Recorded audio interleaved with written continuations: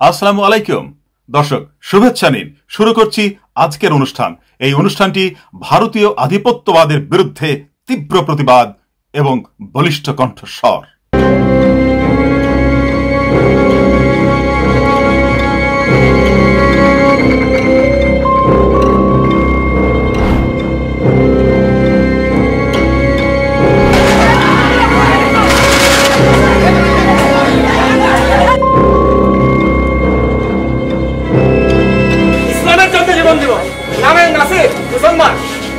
ইসলামের জন্য আমি জীবন।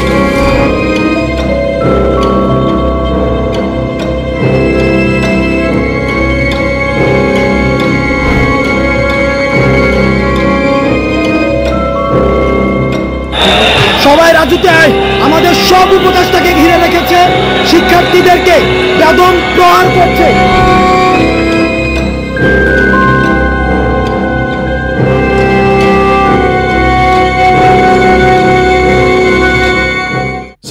আমার আজকের পর্ব এই উপমহাদেশের বিশিষ্ট আলেম ও ইসলামিক চিন্তাবিদ আল্লামা দেলোয়ার হোসেন সাইদি এবং new Bangladesh, new Bangladesh, new Bangladesh, new Bangladesh, new Bangladesh, new Bangladesh, new Bangladesh, new Bangladesh, new Bangladesh.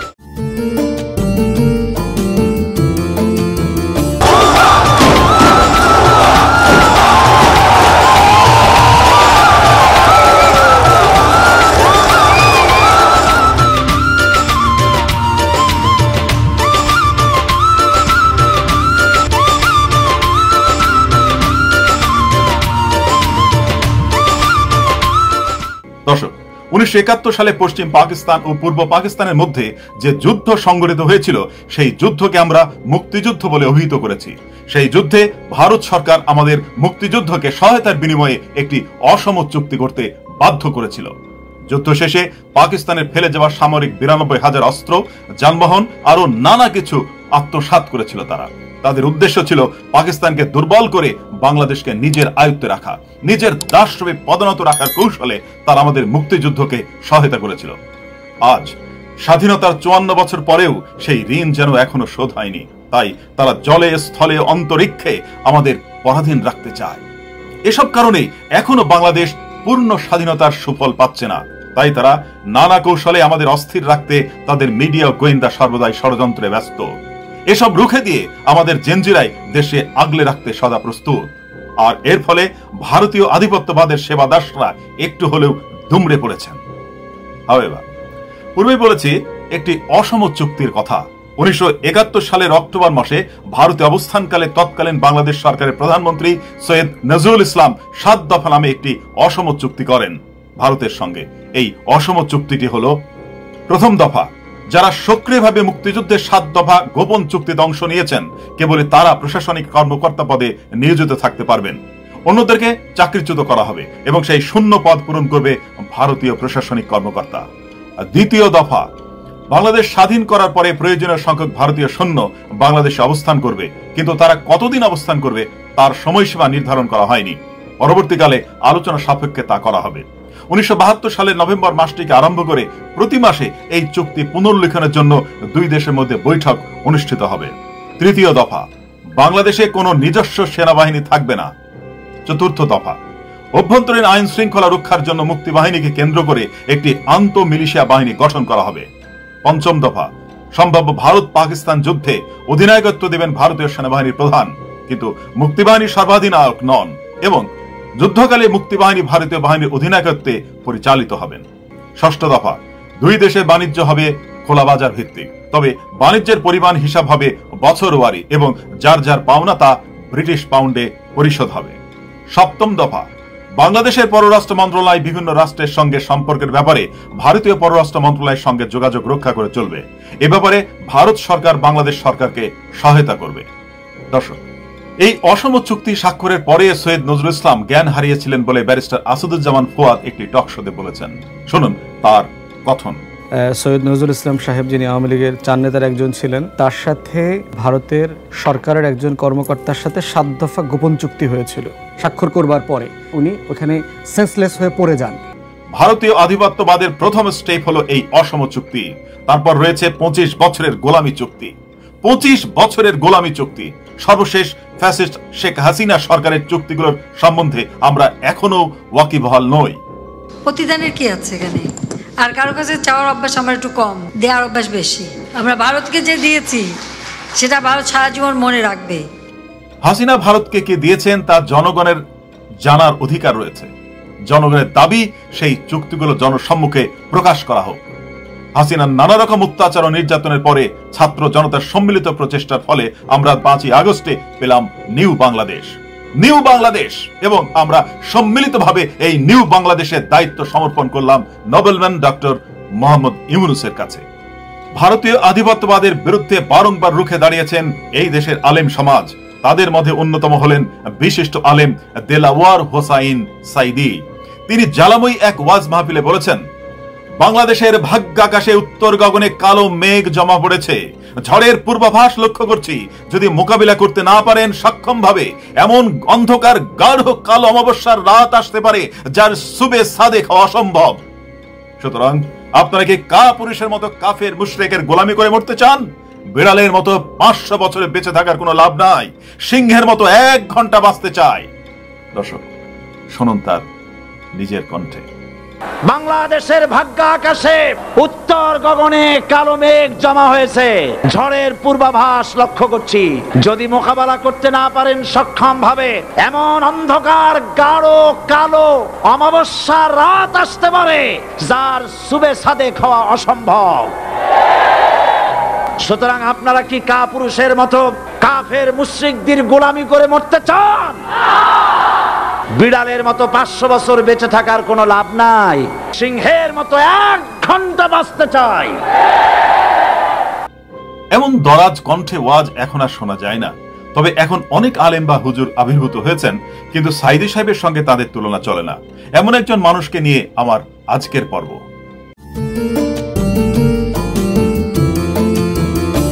দর্শক, উইকিপিডিয়া জানাচ্ছে যে মাওলানা সাইদি 1940 সালের 2রা ফেব্রুয়ারি তৎকালীন ব্রিটিশ ভারতের পিরোজপুরের ইন্দোরকানি বালিপাড়া ইউনিয়নের সাইদখালী গ্রামে জন্মগ্রহণ করেন। তার পিতার নাম ইউসুফ শিকদার এবং মাতার নাম গুলনাহার বেগম। তার পিতা একজন আলেম ছিলেন এবং তার পিতার প্রতিষ্ঠিত মাদ্রাসায় সাইদি ধর্মীয় শিক্ষা লাভ করেন।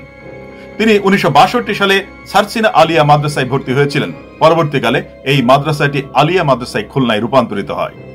এখন থেকে তার ধর্মীয় শিক্ষা অর্জন করার পরে আলেম রূপে তিনি পরিচিতি লাভ করেন।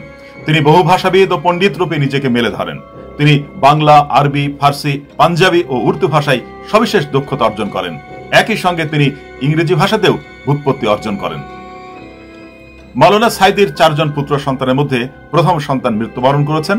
তার স্ত্রীর নাম শেখ সালেহা বেগম। 1979 সালে মাওলানা সাইদি বাংলাদেশ জামায়াত ইসলামী দলে যোগদান করেন। তিনি 1982 সালে এই দলের একজন রুকন এবং 1989 সালে মজলিসে সুরার সদস্য পদ লাভ করেন। পরবর্তীকালে 1996 সালে এই দলের নির্বাহী পরিষদের সদস্য নির্বাচিত হয়েছিলেন এবং 2009 সাল থেকে মৃত্যু পূর্বকালীন বাংলাদেশ জামায়াত ইসলামী দলের নায়েবে আমির পদে দায়িত্ব পালন করেছিলেন। মাওলানা সাইদি 1980 সাল থেকে 2009 সাল এই সময়ের মধ্যে তিনি ওয়াজ মাহফিল ও তাফসির করে ব্যাপক জনপ্রিয়তা অর্জন করেন। এই জনপ্রিয়তায় ভীত সন্ত্রস্ত হয়ে পড়েছিল ভারতীয় আধিপত্যবাদের এজেন্টরা। তখন থেকেই শুরু তার বিরুদ্ধে ষড়যন্ত্র। এই ষড়যন্ত্র গভীর থেকে গভীরতর হয়েছিল। দর্শক, এখন দেখে নেওয়া যাক তার কতিপয় ওয়াজ মাহফিল। বর্তমান পৃথিবীর নিকৃষ্ট মানব সন্তান ভারতের প্রধানমন্ত্রী মানুষ না, এটা একটি শয়তান। আজ পর্যন্ত পৃথিবীতে কোথাও মসজিদ ভাঙা হয়েছে এর কোনো ইতিহাস নয়। আর ভারতের বেয়াদব সরকার দিল্লিতে, মিরাটে, কলকাতায়, বোম্বে, মাদ্রাস গোটা ভারতের সাম্প্রদায়িক দাঙ্গা দিয়ে ডুবিয়ে ফেলেছে। দর্শক, ভারতীয় আধিপত্যবাদের বিরুদ্ধে সর্বপ্রথম রুখে দাঁড়িয়েছিলেন শহীদ প্রেসিডেন্ট জিয়াউর রহমান। ভারতের চোখে চোখ রেখে কথা বলেছিলেন। এরপর এই দেলোয়ার হোসাইন সাইদি সাহেবী ভারতের আধিপত্যবাদের বিরুদ্ধে এক বলিষ্ঠ কণ্ঠস্বর। শুনুন তার বলিষ্ঠ কণ্ঠস্বর। ভারতের কি ক্ষমতা মসজিদ ভেঙে দেয়? এই পৃথিবী কি মুসলমান কম? জোরে বলেন, মুসলমান কম? তাহলে ভারতের বাবরি মসজিদ তারা ভাঙলো কি করে? সাহস পেল কোথা? সাহস পেয়েছে আমরা আমাদের ঐক্য বিনষ্ট করেছি। দেখেছি শাবল মারা হচ্ছে, তখন মনে হচ্ছিল শাবল তো মসজিদের উপরে পড়ছে না, শাবল যেন পড়ছে পৃথিবীর 125 কোটি মুসলমানের কলিজার উপরে। 1947 থেকে শুরু করে 2002 সাল পর্যন্ত বাংলাদেশে কোনো সাম্প্রদায়িক দাঙ্গা হয় নাই। আর তোমার হিন্দুস্তানে 1947 থেকে 2002 সাল পর্যন্ত 4000 বার সাম্প্রদায়িক দাঙ্গা হয়েছে। এ পর্যায়ে মাওলানা সাইদি বেশ কিছু জনপ্রিয় তাফসিরের পর্যালোচনা করেছিলেন। তার মধ্যে উল্লেখযোগ্য হলো যে সূরা ওয়াল আসর, এটা যেন একটা ঝিনুকের মধ্যে আল্লাহ পাক আটলান্টিক মহাসাগর, প্রশান্ত মহাসাগর, সবগুলি মহাসাগর একটা ঝিনুকের মধ্যে আল্লাহ পুরি দিয়েছেন। বিপুল সংখ্যক মুফাসসিরিনে কেরাম এই সূরাটিকে মক্কি সূরা হিসেবে তারা গণ্য করেছেন। সূরাটির বৈশিষ্ট্য হচ্ছে কয়েকটি শব্দের মধ্যে আল্লাহ পাক এর অর্থ এবং ব্যাখ্যা এত বেশি, কয়েকটি শব্দের মধ্যে এই সূরাটি আল্লাহ নাজিল করেছেন, কিন্তু এর অর্থ আর ব্যাখ্যা এত বেশি যা দিয়ে একটা বিশাল গ্রন্থ রচনা হতে পারে। দর্শক, পূর্বে বলেছি যে ভারতীয় আধিপত্যবাদের এজেন্টরা মাওলানা সাইদিকে হুমকি মনে করেছিলেন, আর এই কারণে তারা যে কোনো প্রকারে সাইদিকে অপসারণ করতে চেয়েছিলেন। এই স্তর থেকে শুরু হয় সাইদিকে হত্যার ষড়যন্ত্র। এই ষড়যন্ত্র তিনি উপলব্ধি করতে পেরেছিলেন। দর্শক শুনুন সাইদির নিজের কণ্ঠে। এই মাহফিলের পর আবার আপনাদের সামনে কথা বলতে পারবো এর কোনো গ্যারান্টি নাই। আছে নাকি কোনো গ্যারান্টি? না। 2010 সালের 21শে মার্চ বাংলাদেশ তরিকত ফেডারেশনের মহাসচিব সৈয়দ রেজাউল হক চাঁদপুরি ইসলাম ধর্মাবলম্বী মানুষের ধর্মীয় বিশ্বাস ও অনুভূতিতে আঘাত করেছে বলে অভিযোগ দায়ের করেন। সেই প্রেক্ষিতে মাওলানা সাইদিকে 2010 সালের 29শে জুন রাজধানীর শাহিনবাগের বাসা থেকে পুলিশ গ্রেপ্তার করে।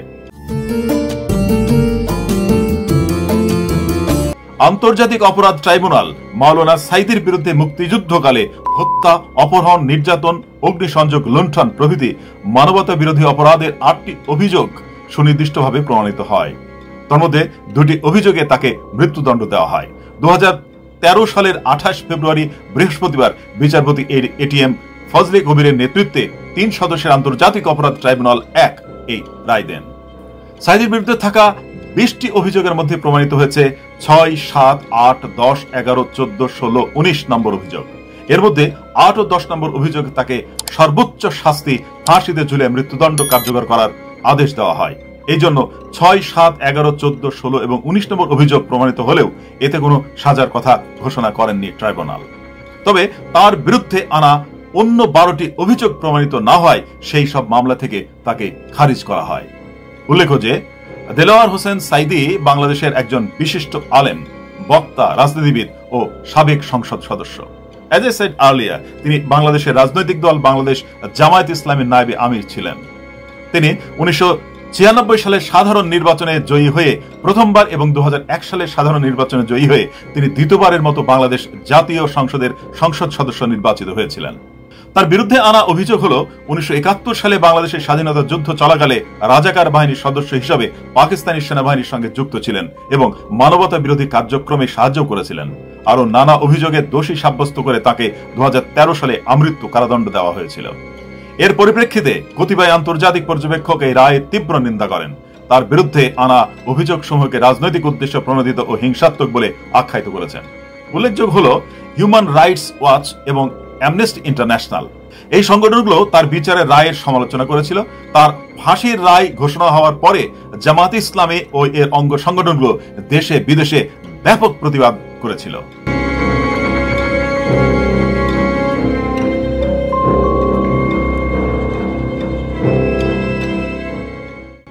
এই রায়ের পর রাষ্ট্রপক্ষ আসামি পক্ষ থেকে সর্বোচ্চ আদালতে আপিল করা হয়েছিল। 2014 সালের 17 সেপ্টেম্বর তারিখে বাংলাদেশের সর্বোচ্চ আদালত আপিলের রায় পর্যবেক্ষণ করে আন্তর্জাতিক অপরাধ ট্রাইব্যুনালে দেওয়া ফাঁসির সাজা কমিয়ে সাইদিকে আমৃত্যু কারাদণ্ড প্রদান করেছিল। দর্শক, মাওলানা সাইদি সর্বমোট 39টি গ্রন্থ রচনা করেছেন বলে উইকিপিডিয়া আমাদের জানাচ্ছে। আখিরাতের জীবনচিত্র, দুর্নীতিমুক্ত সমাজ গড়ার মূলনীতি, ধর্মভিত্তিক রাজনীতি নিষিদ্ধ ঘোষণার দাবি ও প্রাসঙ্গিক ভাবনা, আমি কেন জামায়াত ইসলামী করি, সন্ত্রাস ও জঙ্গিবাদ দমন ইসলাম, শিশু প্রশিক্ষণ পদ্ধতি, রাসূলুল্লাহ সাল্লাল্লাহু আলাইহি সাল্লামের মোনাজাত, কাদিয়ানীরা কেন মুসলমান নয়, পবিত্র কোরআনের মুজিজা, নীল দরিয়ার দেশে, নিজ পরিবারবর্গের প্রতি আমার ওসিয়ত, মহিলা সমাবেশে প্রশ্নের জবাবে প্রথম খণ্ড, মহিলা সমাবেশে প্রশ্নের জবাবে দ্বিতীয় খণ্ড, মানবতার মুক্তি সনদ মহাগ্রন্থ আল কোরআন খোলা চিঠি, জান্নাত লাভের সহজ আমল, ইমানের অগ্নি পরীক্ষা, হাদিসের আলোকে সমাজ জীবন, দ্বীনে হকের প্রতি দাওয়াত না দেওয়ার পরিণতি, দিন প্রতিষ্ঠার আন্দোলনে ধৈর্যের অপরিহার্যতা, দেখে এলাম অবিশ্বাসীদের করুণ পরিণতি, চরিত্র গঠনে নামাজের অবদান, তাফসিরে সাইদি সূরা আল আসর, তাফসিরে সাইদি সূরা লুকমান, তাফসিরে সাইদি সূরা আল ফাতিহা, তাফসিরে সাইদি আমপারা, বিষয়ভিত্তিক তাফসিরুল কোরআন প্রথম খণ্ড, বিষয়ভিত্তিক তাফসিরুল কোরআন দ্বিতীয় খণ্ড, আল্লামা সাইদি রচনাবলী প্রথম খণ্ড, আল্লামা সাইদি রচনাবলী দ্বিতীয় খণ্ড, মাওলানা সাইদি রচনাবলী তৃতীয় খণ্ড। আল্লাহ মৃতদেহ নিয়ে কি করবেন? আল্লাহ কোথায় আছেন? আল কোরআনের মানদণ্ডে সফলতা ব্যর্থতা, আল কোরআনের দৃষ্টিতে মহাকাশ ও বিজ্ঞান, আল কোরআনের দৃষ্টিতে ইবাদতের সঠিক অর্থ, সিরাতে সাইয়্যিদুল মুরসালিন, শিশু কিশোরদের প্রশ্নের জবাবে, নন্দিত জাতি নিন্দিত গন্তব্যে। 2023 সালের 13 আগস্ট মাওলানা সাইদি কাশিমপুর কেন্দ্রীয় কারাগারে হৃদরোগে আক্রান্ত হয়েছিলেন বলে জানা যায়। তাকে কারাগার থেকে গাজীপুরস্থ শহীদ তাজউদ্দিন আহমদ মেডিকেল হাসপাতালে ভর্তি করা হয়। কথিত আছে সেখানে অবস্থার অবনতি হলে তাকে বঙ্গবন্ধু শেখ মুজিব মেডিকেল বিশ্ববিদ্যালয়ে নেওয়া হয়। তবে তিনি সেই সময় হেঁটে অ্যাম্বুলেন্সে ওঠেন। পরবর্তীকালে জানা যায় যে সাইদি মৃত্যুবরণ করেছেন। সেই সময় এই মৃত্যু নিয়ে নানা গুঞ্জন ওঠে। 2024 সালের অক্টোবরের 1 তারিখে সাইদি পুত্র মাসুদ সাইদি অভিযোগ করেন যে মাওলানা সাইদিকে পরিকল্পিতভাবে হত্যা করেছে হাসিনা সরকার। সিরাত মাহফিলে আল্লামা সাইদি থাকার কথা ছিল, খুনি হাসিনা তাকে পরিকল্পিতভাবে হত্যা করেছে। দর্শক, এইখানে সমাপ্তি লাভ করে দেশবরণ আলেম ও বিশিষ্ট ইসলামী চিন্তাবিদ গবেষক মাওলানা দেলোয়ার হোসাইন সাইদির করুণ পরিণতি। দর্শক, ভারতীয় আধিপত্যবাদের বিরুদ্ধে এক বলিষ্ঠ কণ্ঠস্বর ছিলেন দেলোয়ার হোসাইন সাইদি। তিনি বলেছিলেন যে যুদ্ধাপরাধের সঙ্গে কোনোভাবেই তিনি যুক্ত ছিলেন না। তিনি আরো বলেছিলেন যে তিনি বাঙালি নন, তিনি একজন মুসলমান, তিনি ভারতীয় নন, তিনি বাংলাদেশী, বাংলাদেশের একজন নাগরিক। কোন কোন সমালোচক মনে করেন যে মাওলানা সাইদিকে পরিকল্পিতভাবে বধ করা হয়েছে। তার পুত্রও একই মন্তব্য করেছেন। কিন্তু বাংলাদেশ জামায়াত ইসলামী কেন সাইদির পুনঃ তদন্তের দাবি করছে না? এটাই হতে পারে এখন $1 বিলিয়ন কোয়েশ্চেন। দর্শক, আমি বিদায় নিচ্ছি। যদি এই অনুষ্ঠানটি আপনাদের ভালো লাগে তাহলে শেয়ার, লাইক, কমেন্টস ও সাবস্ক্রাইব করে আমাদের সাপোর্ট করবেন এই আশা। শুনুন মাওলানা সাইদির সেই অসাধারণ বক্তব্য যা হৃদয় ছুঁয়ে যায়। আল্লাহ হাফেজ। হৃদয়ের সবটুকুন শক্তি নিয়ে বলছি, আমাদের পরিচয় বাঙালি নয়, আমাদের পরিচয় মুসলমান। চিল্লায় বলো, আমাদের পরিচয় কি? আর দেশ হিসাবে আমাদের পরিচয় বাংলাদেশী। আমি আল্লাহর নামে কসম করে বলছি, আল্লাহ তোমার জাতের কসম, তোমার ইজ্জতের কসম, তোমার সম্মানের কসম, 1971 সনের 1 ফোঁটা পানি বা কাদা আমার গায়ে লাগে নাই, লাগে নাই, লাগে নাই।